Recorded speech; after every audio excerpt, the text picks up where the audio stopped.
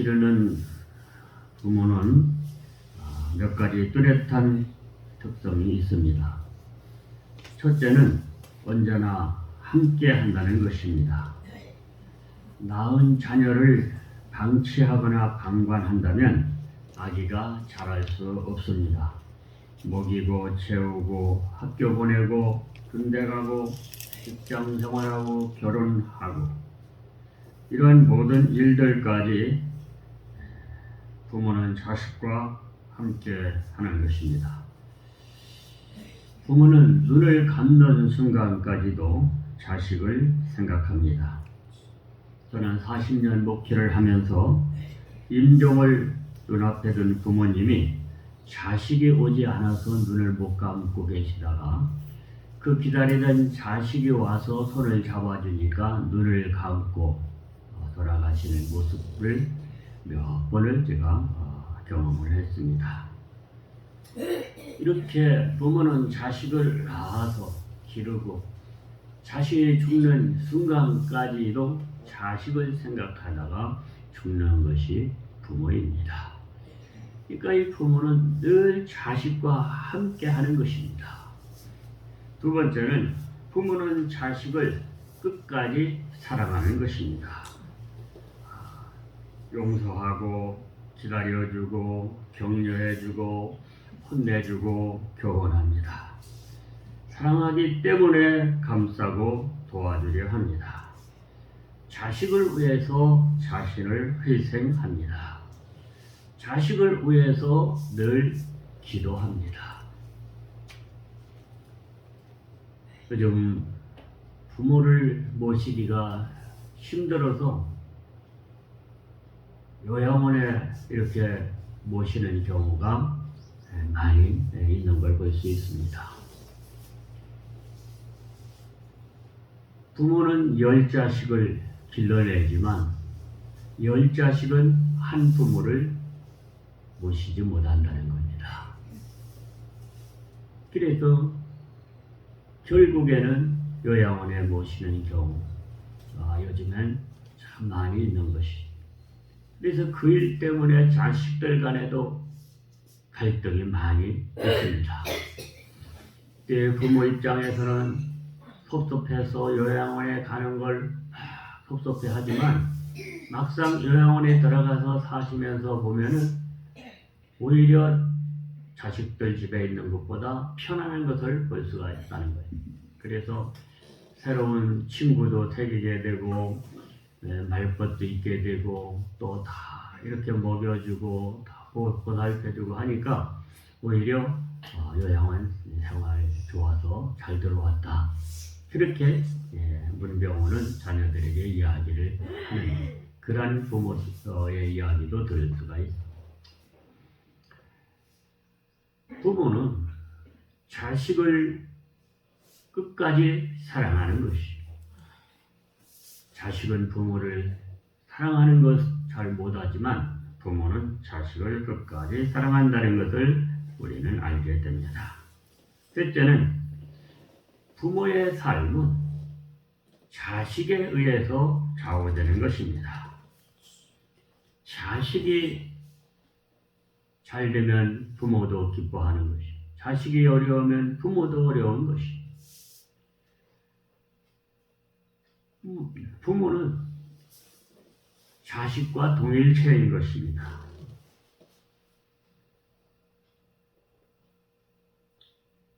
잘난 자식이든 못난 자식이든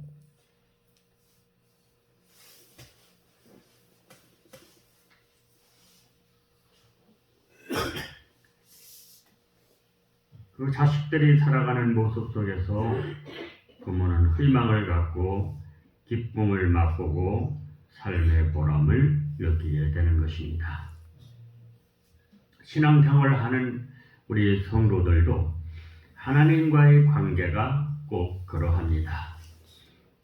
첫째로 하나님은 우리 성도들과 늘 함께 하십니다. 구약 성경에서도 하나님을 아버지라고 표현하고 있습니다. 아비가 자식을 불쌍히 여긴같이 이스라엘 백성을 불쌍히 여기셨다고 성경은 말씀하고 있고, 이스라엘 백성을 애굽에서 구출해내서 가나안 땅으로 인도할 때 광야 40년을 지나갈 때도 하나님은 독수리 날개로 새끼를 받아 나르는 것처럼, 아비가 자식을 업고 가는 것처럼 그렇게 내가 이스라엘 백성을 업어줬다라고 표현을 하고 있습니다. 부모가 자식을 불쌍히 여기는 것처럼, 부모가 자식을 업고 가는 것처럼 내가 이스라엘 백성을 그렇게 업고 갔다. 그러니까 어느 때든지 내가 너희와 함께 했다고 말씀을 하시는 걸 볼 수가 있습니다.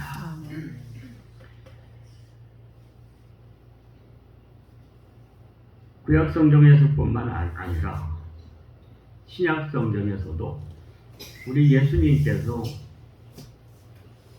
가장 강조하시는 사건이 바로 하나님은 아버지시라는 것을, 구약 성경에서는 하나님을 엄격한 무서운 아버지로만 그렇게 많이 표현되지만, 신약에 와서 예수님께서 하나님은 자비로우신 아버지라는 것을 강조하는 걸 볼 수 있습니다. 그래서 제자들에게 기도를 가르쳐 주실 때도 너희는 이렇게 기도하라. 하늘에 계신 우리 아버지요. 하늘에 계신 우리 아버지요. 하나님을 아버지라고 부르라고 가르쳐 주고 계십니다. 산상수훈에서 예수님께서 말씀하시는 그 근본 취지는 뭘 먹을까, 뭘 마실까, 뭘 입을까, 이런 거 너무 염려하지 말아요. 왜? 하나님 아버지께서 너희에게 그러한 것들이 필요한 걸 다 아신다. 하나님은 아신다는 것입니다. 그렇기 때문에 너희는 그의 나라와 그의 의를 구하라. 하나님 나라가, 우리 가정이, 우리 사회가 천국이 되도록, 그러한 세상이 되도록 구하라는 것입니다. 그래야면 이 모든 것을 너희에게 더하여 주실 것이다. 이렇게 가르쳐 주시고 계십니다. 하나님은 부모님이실 뿐 아니라 하나님은 언제나 함께 하신다는 것을 강조하고 있는 걸 볼 수 있습니다. 또한 둘째는 하나님 아버지는 사랑이다. 너희들을 무궁한 사랑으로 사랑하시는 하나님 아버지시다. 그렇게 말씀하고 있습니다. 그래서 구약 성경에도 보면 호세아서에 하나님은 너희를 무궁한 사랑으로 사랑하신다라고 말씀하고 있고, 예수님께서도 하나님은 사랑이시라고 말씀하고 있습니다. 요한복음 3장 16절을 보면 하나님이 세상을 이처럼 사랑하사 독생자를 주셨으니 이는 그를 믿는 자마다 멸망하지 않고 영생을 얻게 하려 하심이라. 하나님 아버지께서 우리를 사랑하시기 때문에 그 아들을 세상에 보내셨다. 그렇게 요한 사도는 증거하고 있고, 하나님께서 그 아들을 이 세상에 보내셨을 뿐 아니라 우리들에게 하나님 나라를 가르치시고 그 가르치신 말씀대로 사시고, 그리고 우리의 모든 죄를 담당하시기 위해서 대신 죄값을 치러주시기 위해서 십자가 위에서 죽으셨고 다시 부활하셔서 승천하여 하나님 보좌 우편에 앉아 계신 분이고 지금도 우리를 위하여 간구하고 계시는 분이라고 성경은 말씀하고 있습니다. 하나님께서 그 아들을 통하여 하나님 아버지가 인간을, 우리를 얼마나 사랑하시는가를 보여주신 사건이 예수님이 이 땅에 오신 사건이요, 십자가에 죽으시는 사건이요, 부활의 사건인 줄로 믿습니다. 아멘. 그래서 오늘 우리는 예수 그리스도를 더 잘 알기 위해서 기도해야 됩니다. 예수 그리스도가 누구신가? 어떠한 분이신가? 그가 무슨 말씀을 하셨는가? 그가 어떻게 살으셨는가? 그가 왜 십자가에 죽으셨는가? 하나님께서 왜 그를 죽은 자 가운데 다시 살리셨는가? 우리는 우리 주 예수 그리스도를 더 깊이 알아가면 알아갈수록 하나님께서 나를 사랑하신다는 것을 깨닫게 되는 것입니다. 성령의 도우심이 있어야 되기 때문에 우리는 기도할 때마다 성경을 읽을 때마다 성령의 도우심을 간구해야 되는 것입니다. 내 힘으로 내 지혜로는 깨달을 수 없사오니 성령께서 도와주셔서 예수 그리스도를 통해서 하나님이 나를 이처럼 사랑하신다는 것을 알게 하여 주옵소서.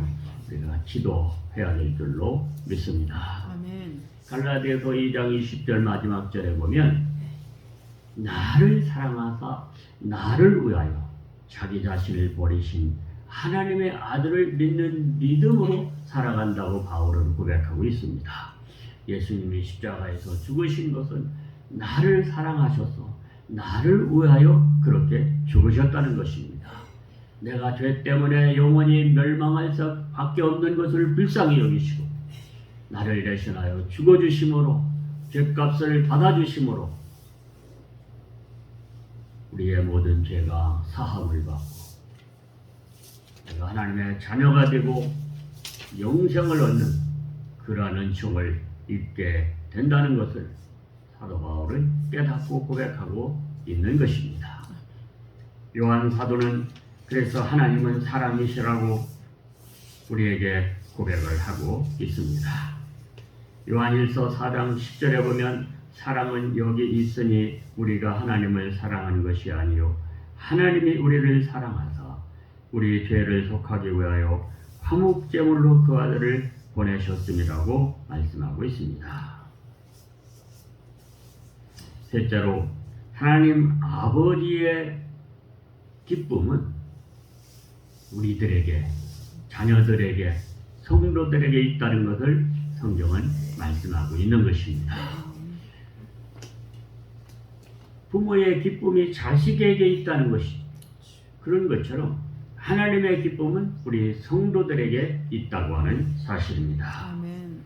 우리가 하나님 아버지의 품을 떠나서 영원히 멸망할 수밖에 없는 길을 가면서 그러한 삶을 깨닫고 회개할 때 하나님 앞으로 돌아갈 때 그리고 예수 그리스도를 나의 주님, 나의 하나님이라고 고백할 때 하나님께서는 기뻐하신다고 성경은 말씀하고 있습니다. 아멘. 죄인이 회개하고 돌이킬 때 하나님께서 기뻐하신다고 했습니다. 예수님께서도 누가복음 15장에서 세 가지 비유의 말씀을 통해서 하나님이 어느 때 가장 기뻐하시는가? 첫째로 어떤 사람이 양 100마리를 기르는데 들에서 양을 기르다가 한 마리를 잃어버린. 그러면 이 목자가 99마리의 양을 우리에 가둬놓고 이런 양을 찾아서 헤매이는 것이. 그래서 물 건너 산 넘어 가시에 찔리며 이런 양을 찾다가 낭떠러지 가시덤불에 걸려있는 양 한 마리를 발견하고 그걸 목자의 지팡이로 양의 목을 걸어서 끌어올려가지고 그 양을 찾아서 그 양을 어깨에 메고 돌아올 때에 목자가 얼마나 기뻤겠느냐 말이지. 그러면서 예수님께서 뭐라고 말씀하십니까? 내가 너희에게 이르노니 이와 같이 죄인 한 사람이 회개하면 하늘에서는 회개할 것 없는 의인 99으로 말미암아 기뻐하는 것보다 더하리라. 그 말씀이에요. 이 하나님 아버지가 기뻐하시는 것은 이처럼 세상에서 죄 가운데서 방황하고 죄 가운데서 멸망할 인간이 복음을 듣고 회개하고 돌이킬 때 하나님께서는 가장 기뻐하신다는 것을 예수님이 이렇게 비유로 가르쳐 주셨습니다. 두 번째는 이러한 잃어버린 드라크마를 찾는 여인을 비유로 말씀하셨습니다. 우리말로 말하면 500원짜리 동전 10개를 가지고 있던 여인이 어떻게 하다가 동전 하나를 잃어버렸어요. 그러면 이게 어디로 갔나 하고 여기저기 찾다가 없으면 빗자루로다가 쓸어보고 논 밑을 뒤져보고 막 빗자루로 파리채로 이렇게 하다가 걸려서 나올 때가 있단 말이에요. 그러면은 어이구 여기에 있었네. 동전 하나지만 그걸 찾았을 때 그 기뻐하는 여인을 비유로 주님 말씀하시면서 뭐라고 또 말씀하시냐면 내가 너희에게 이르노니 이와 같이 죄인 한 사람이 회개하면 하나님의 사자들 앞에서 기쁨이 되느니라. 죄인 한 사람이 회개하고 돌아오면 이렇게 하나님의 사자들 앞에 기쁨이 된다고 말씀하고 있습니다. 세 번째는 우리가 잘 아는 대로 잃어버렸던 아들을 찾은 아버지의 기쁨을 말씀하고 있는 것입니다. 둘째 아들이 아버지 유산을 미리 달라고 그래가지고 그걸 팔아서 가지고 먼 곳에 나가서 처음에는 장사한다고 막 껍질대고 뭐 돈이 있다고 친구들과 술 마시고 막 그러다가 망하게 됩니다. 죽게 됐을 때 다시 고향을 생각하고 아버지를 생각하고 내가 여기서 줄여 죽느니 아버지께 가서 맞아 죽더라도 아버지께 가서 나를 품꾼의 하나로라도 맞아달라고 사정해보자 하고 돌아왔다는 것입니다. 맞아 죽을 각오로 돌아왔는데 오히려 아버지는 그 아들이 돌아오는 모습을 보고 달려가서 그 아들을 부둥켜 안고 입 맞추고 울면서 네가 살아서 돌아왔더니 잘했다. 그러면서 종들에게 이 아들을 목욕시키고 새 옷을 입히고 가락지를 띄우라. 그리고 동네 사람들을 초청을 해서 잔치를 하자.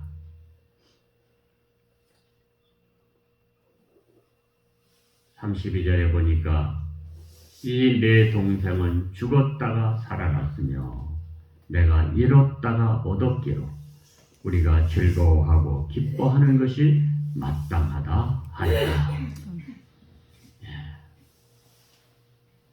죽었다가 살아난 것이고 잃었다가 얻었는데 우리가 즐거워하고 기뻐하는 것이 마땅하다고 큰아들에게 말씀하는 것을 볼 수가 있습니다. 이렇게 하나님은 죄인이 회개하고 돌아올 때 가장 기뻐하시는 것이죠.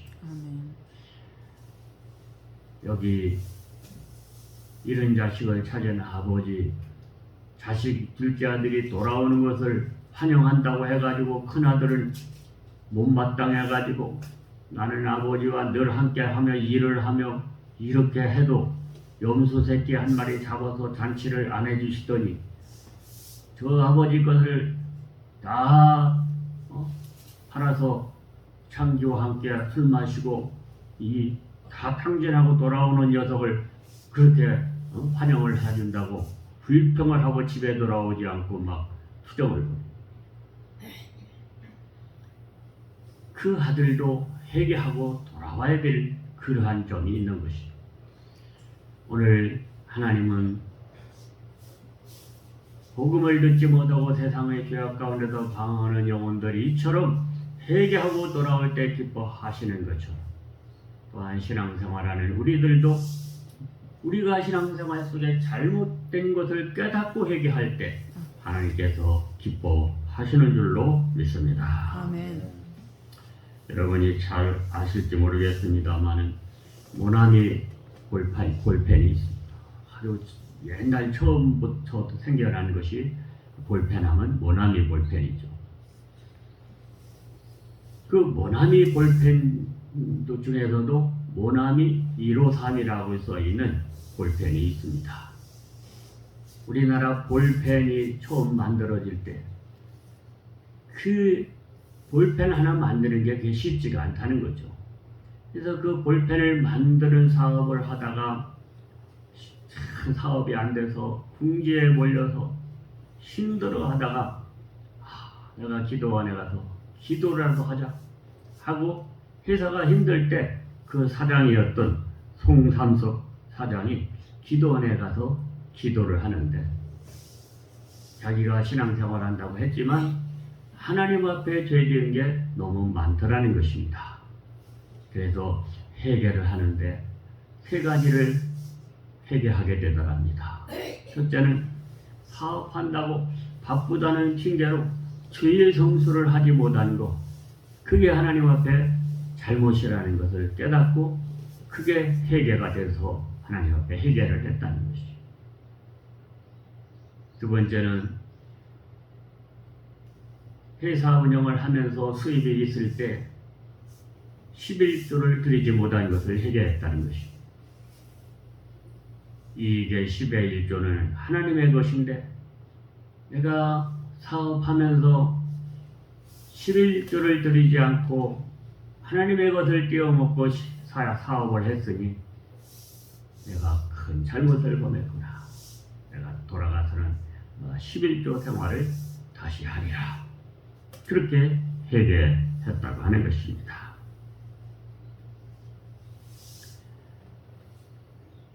세 번째는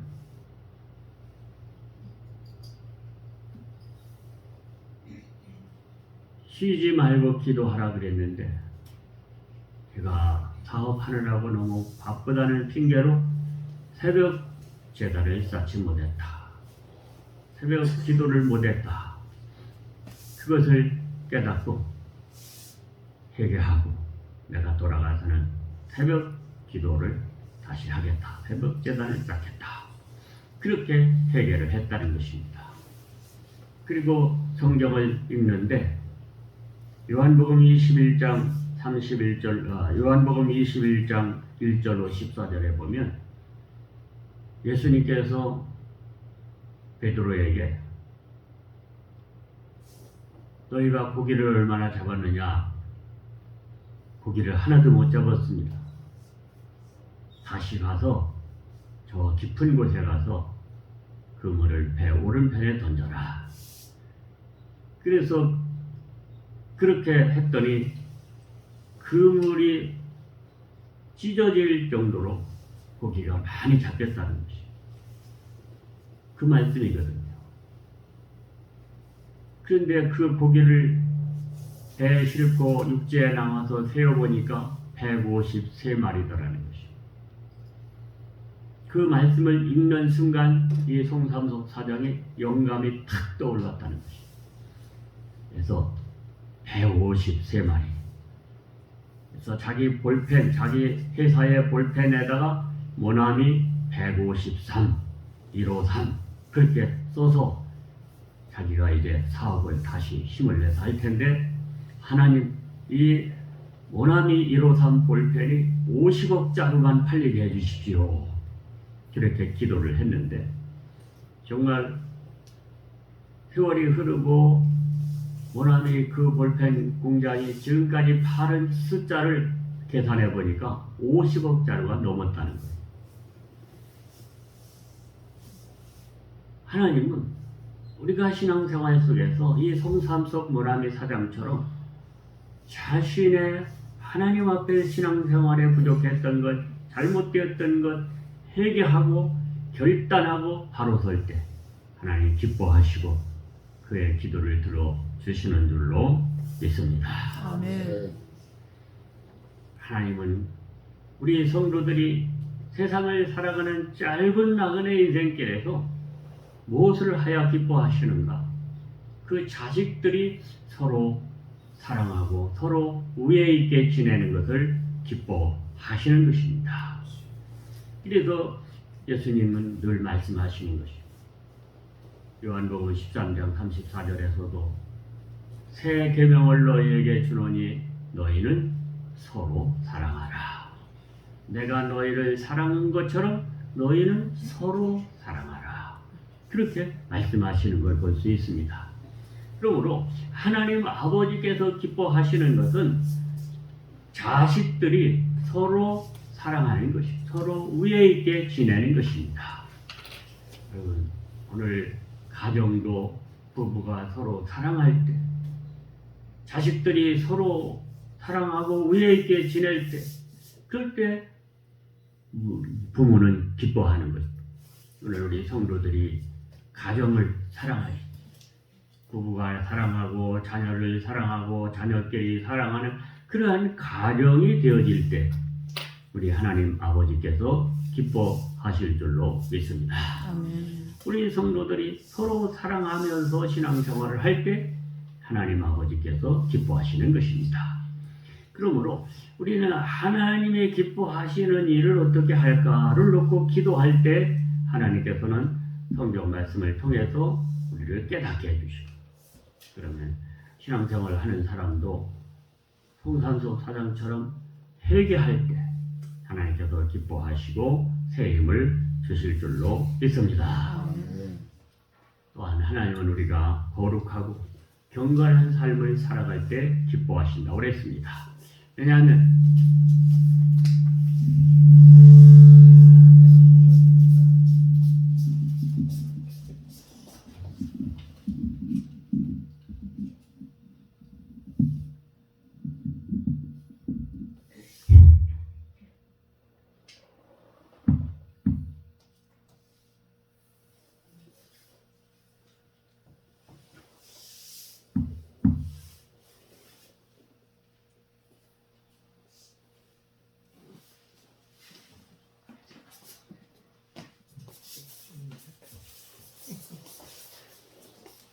우리가 살아가면서 보이지 않으시나 하나님 아버지께서 살아계시며 지켜보고 계시며 사랑하고 계심을 믿고 하나님 아버지 앞에서 늘 내가 살고 있다.